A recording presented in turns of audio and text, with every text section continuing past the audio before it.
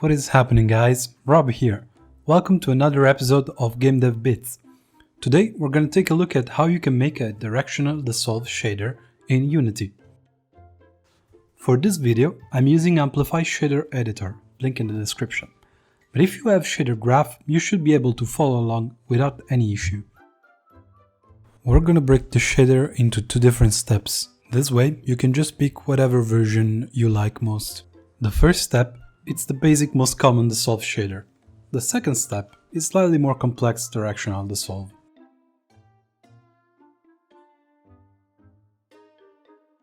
Alright, let's get started. First thing, let's set Call Mode to off in the shader general settings. These will allow us to see the back faces of the mesh we are dissolving. Then, in blend mode, we can set render type to transparent cutout and render queue to alpha test. Once this is out of the way, we can start creating our nodes. You can see here at the top I made a simple texture input and multiplied it by the color. This is not necessary toward the dissolve, so you can ignore it if you don't want it, but it's something I wanted to include in my version. Okay, let's now take a look at the noise node. This is what is going to define the dissolve pattern of our shader. In the parameters of the noise node, I selected type simplex 3D. This gives us a three-dimensional noise, without any weird symmetry or stretch.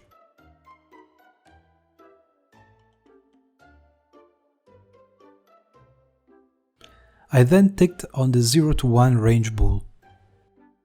Now that we defined the shape, let's tackle the UV input for the noise. Normally, you would supply a UV coordinates node, but in this example, we'll provide it a vertex position instead. Using UV coordinates for this effect can produce unwanted seams that ruin the effect. Another issue is that if you're working with low poly models that have small dots for UVs to point at colors, the UV texture input is not going to work. Okay, back to our noise node. The next thing we need to create is a vector too. I called it noise scale. Make it a property and then plug it into the scale input of the noise node. This will allow us to control the size of our dissolve effect. Now we can connect the noise node to the opacity mask input of our shader. Now that the noise is done, let's create a float variable. Set it as property and limit the range between 0 and 1. I call this dissolve amount, and it's what we're going to use to control the dissolve effect. Now, back into output node settings under blend mode, set the mask clip value to use the dissolve amount variable we just created. Okay, now that we've taken care of that, let's take a look at our edge highlight. First, we create a step node. This node takes a vector input A and a value or vector input in B, then compares the two and returns 1, white, if B is bigger than A, otherwise returns 0, black.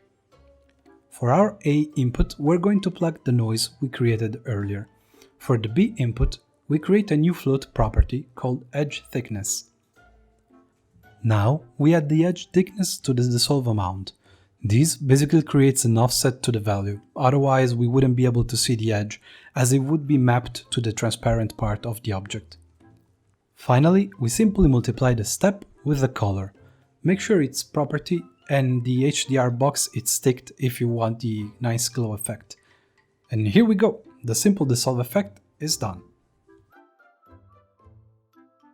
Alright, now that we've seen how to handle the basic dissolve, let's switch over to the directional one.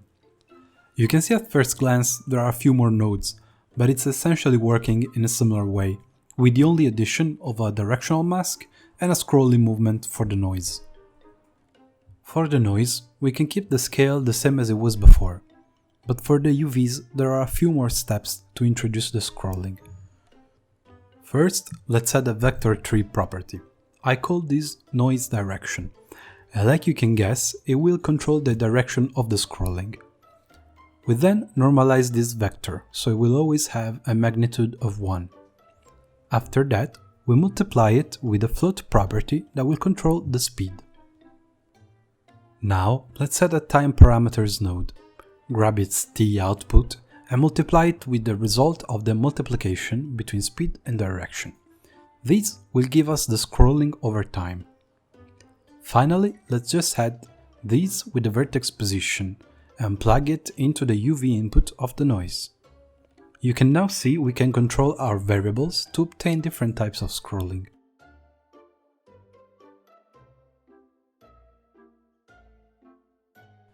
Alrighty, let's see how we can handle the directional masking now. Let's start by adding both a word position and a vertex position, with a switch to decide which one we want to use and normalize it after. If we use the vertex position, it doesn't matter where the object is positioned in space. The dissolve will happen consistently. Conversely, if we use the word position and we move one of the object, it will disappear at a completely different time, based on the interval we define. More on that in a moment. Back to our graph, we can now create another direction property and normalize it like we did earlier for the noise. This will allow us to control which way to apply the mask. After this, we create a dot product between the direction and the position. What we're doing essentially is comparing these two vectors by multiplying their components, and then adding the results together. Since both vectors are normalized, we can get results between -1 if the vectors point in opposite direction, and 1 if they point in the same direction, 0 if perpendicular. This essentially gives us the mask for the direction we need. Okay, now we can add two float properties called upper limit and lower limit. These will be used to define the start and end of the dissolve in space. Then we negate them to get the inverse value and plug them into the min new and max new inputs of a remap, like so. After we've done that, we can create a third property with min max to 0 and 1. And that's our friend from the previous graph, the dissolve amount. We can then plug this into the first input of the remap. Essentially, what we're saying is that the 0 of our dissolve amount will become our upper limit when the mesh is completely visible, and the 1 will become the lower limit when the mesh is completely transparent. The next step is very simple. We just need to add the remap to the dot product we found earlier.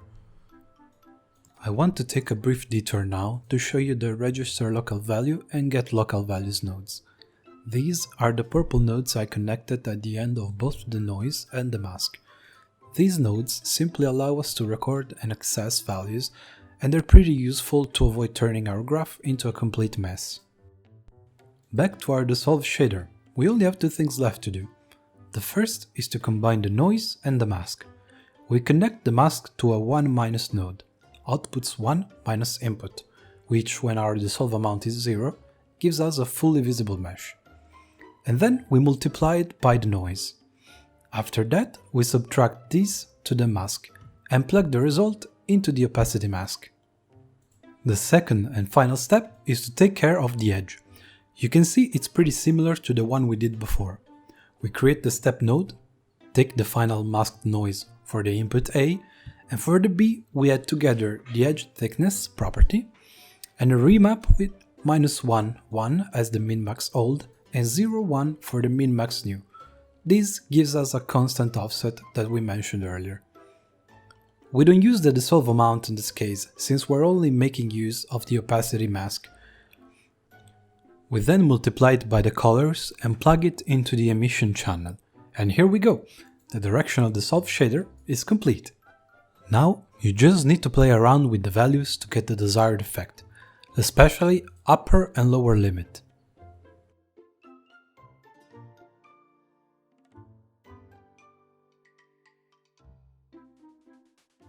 And that's it! Thanks for tuning in for another episode of Game Dev Bits. I really appreciate it, and I hope you learned something of values from this. I highly encourage everyone to subscribe for future content, comment and suggest subjects for new videos. Any feedback is really appreciated. Also, don't forget that the description will hold both timestamps and a link to the finished shader if you want to take a closer look or use them in your project. See you next time!